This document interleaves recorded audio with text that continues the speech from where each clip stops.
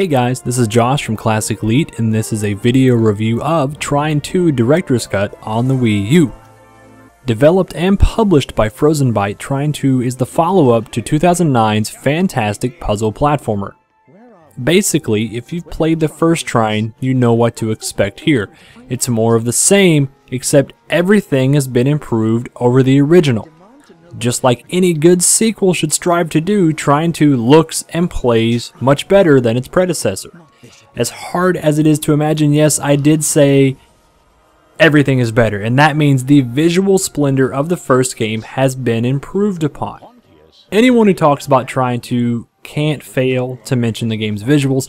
They make such a strong impression, and they're definitely one of the reasons I enjoy it so much.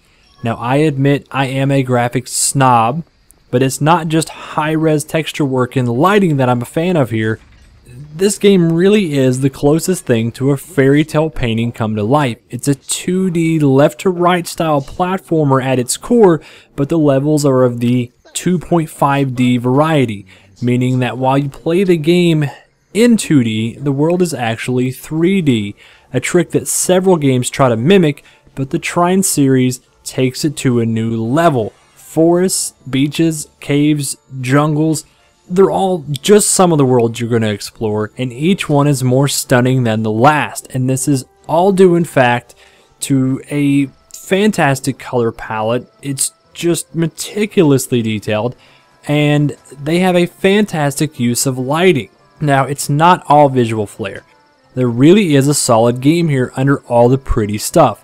Trine 2 is a puzzle platformer with a strong emphasis on the puzzles.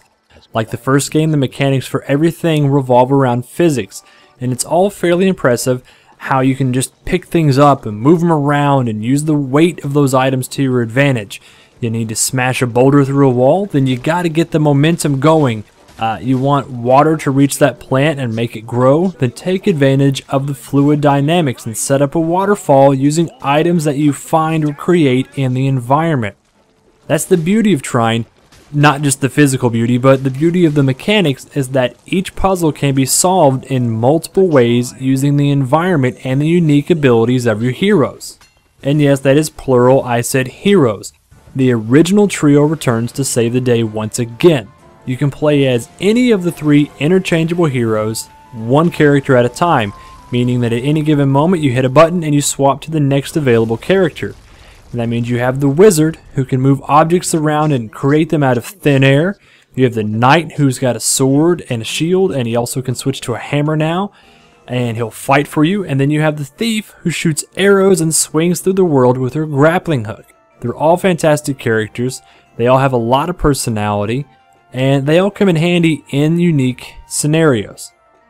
Now, as you fight and explore your way through the game, you're going to earn experience, you're going to level up and learn new abilities for the characters, and you're also going to augment the existing abilities you have. You might add frost to the knight's shield that slows down enemies when they attack, or you might add fire to the thief's arrows, or allow your wizard to conjure up more items in the environment at any given time. So there is a small bit of RPG seasoning, but it's all pretty light stuff.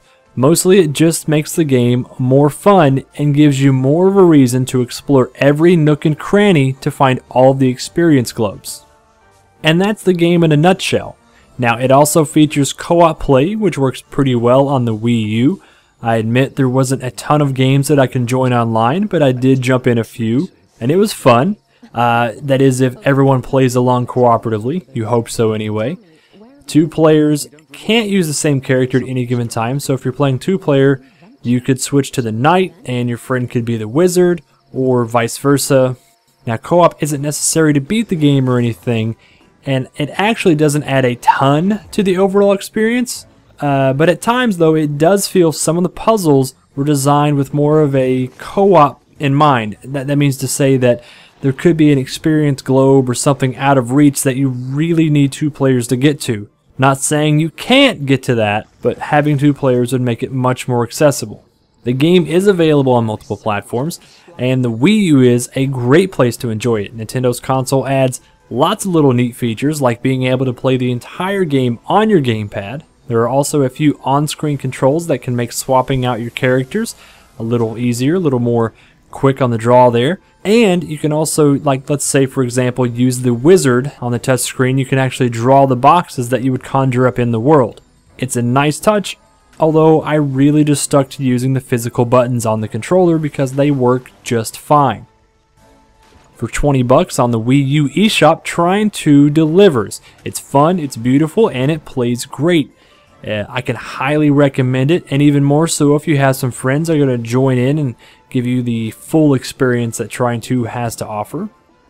If you like this review, please rate and subscribe if you're watching on YouTube, and if you're watching on YouTube, please make sure to check us out on gotgame.com, where you can see tons of great original videos and reviews. You can also hit us up on Twitter and Facebook. Just look for Classic L337.